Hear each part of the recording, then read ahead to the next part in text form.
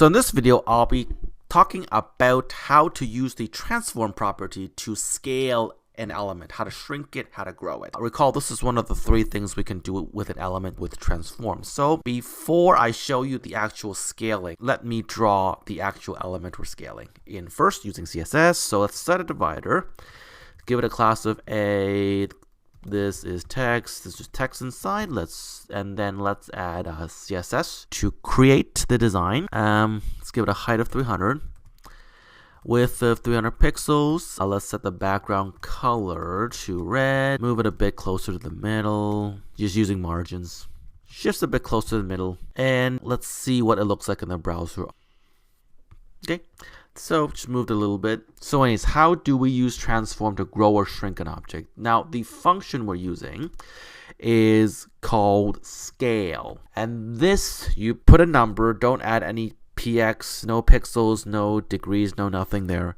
You just add a number in, and then it either grows or shrinks according to what number you put in. If you put the 2 in, the element will double in size. If you put a 3 in, it will triple in size. If you put a 4 in, it will quadruple in size. If you put a 0.5 in, it will halve in size. It'll be smaller. So if you use a number less than 1, it actually shrinks the element you're playing with. And so for this one, you basically add one value. And another thing you can do if you want to shrink or grow the horizontal component, you would add scale x. And this, if I put a 2 inside, this means I'm doubling how big I want my width to be.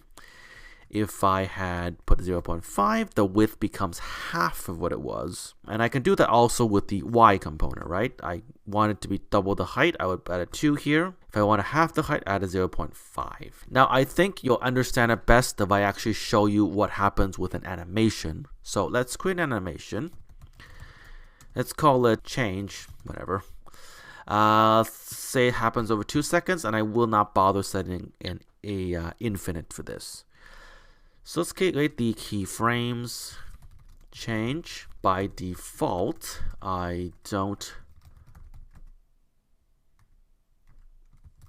want any scaling. And let me show you, for example, what happens if I set scale to 2. Compared to the starting point, this I'll show you in the browser is what happens when I set scale to 2. See, it grows. Both the height and the width grow. However, if I set scale to 0.5, what happens? Here, let me show you in the browser. The whole thing, everything including text itself shrinks. And you can also shrink the x and the y component. For example, let me grow the x component 3 times. This is what it would look like in the browser.